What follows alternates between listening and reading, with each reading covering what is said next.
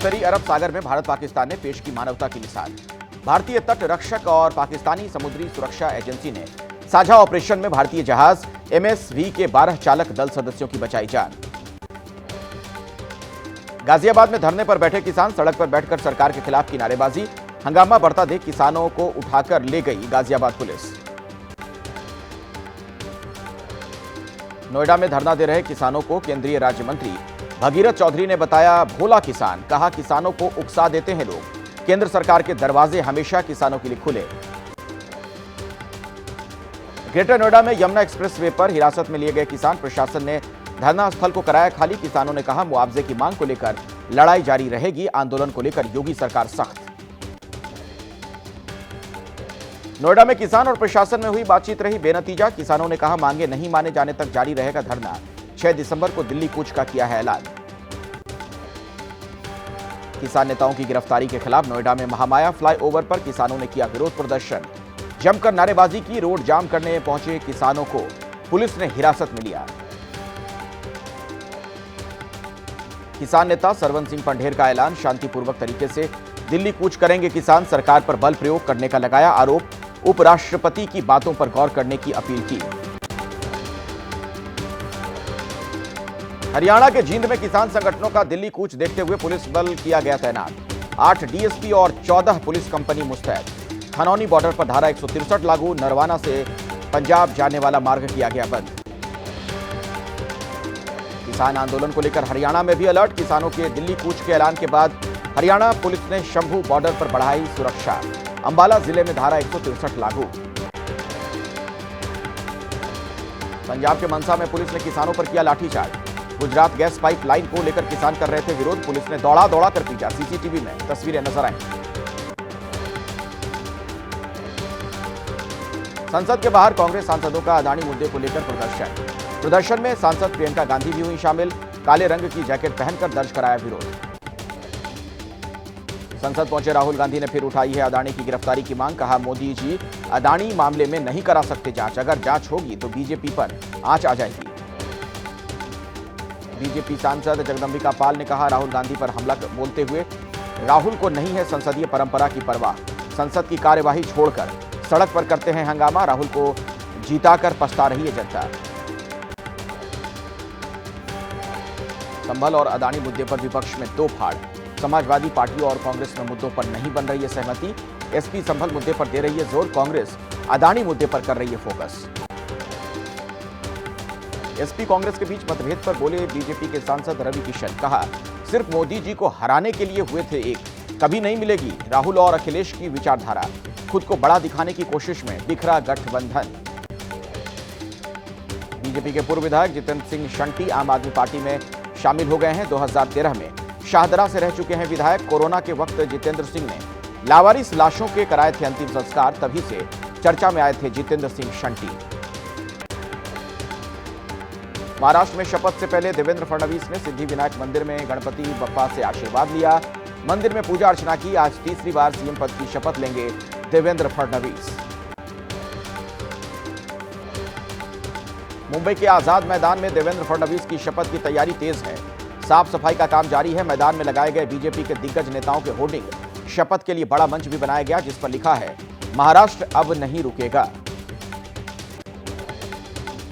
देवेंद्र फडणवीस आज लेंगे महाराष्ट्र के CM पद की शपथ। एकनाथ शिंदे डिप्टी CM पद की लेंगे शपथ। अजित पवार भी बनेंगे डिप्टी CM।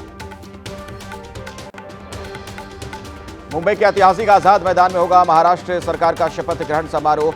30 से 40 हजार लोगों के जुटने की संभावना है। पुलिस ने कड़ी सुरक्षा व्यवस्था की। शपथ ग्रहण समारोह में शामिल होंगे PM मोदी, गृह मंत्री अमित शाह समेत कई केंद्रीय मंत्री। नीतीश कुमार, योगी आदित्यनाथ समेत NDA शासित राज्यों के CM और डिप्टी CM भी रहेंगे मौजूद।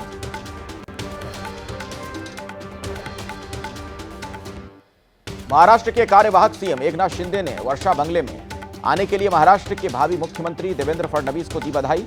मुंबई का वर्षा बंगला CM का आधिकारिक आवास है। उद्धव गुट के नेता संजय राउत का बड़ा बयान। बोले एकनाथ शिंदे को बीजेपी ने बाहर फेंका।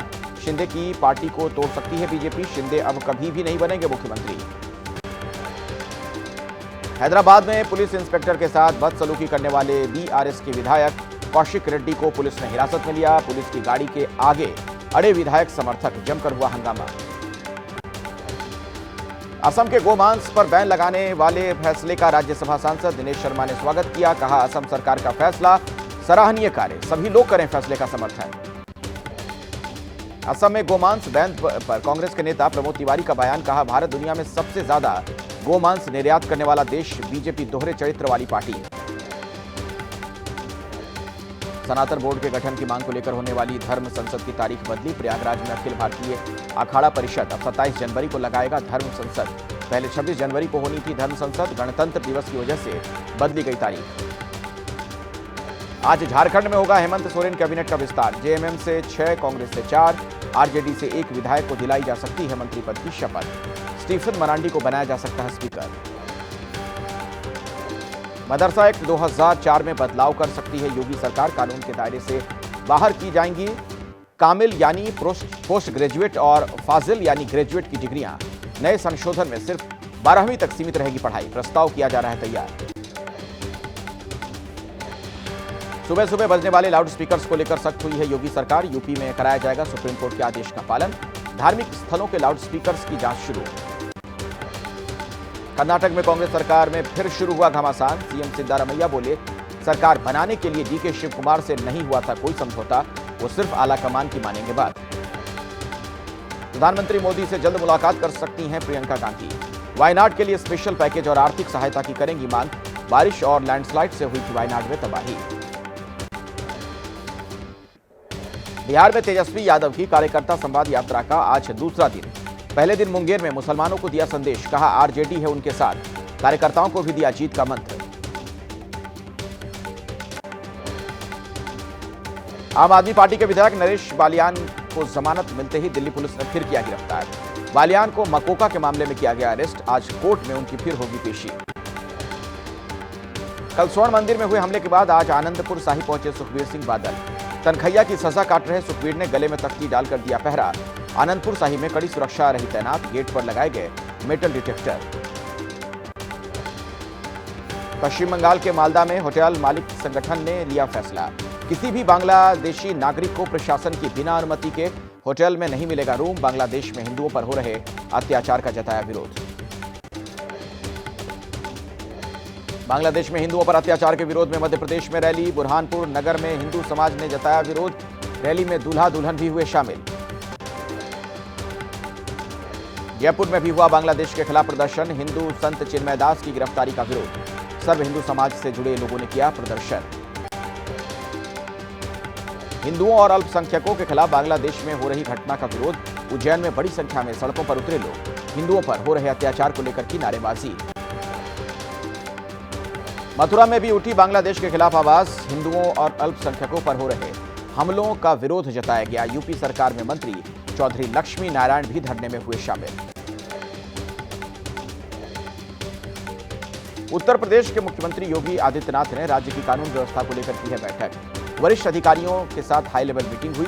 किसी को भी अराजकता फैलाने की छूट नहीं मिल सकती है।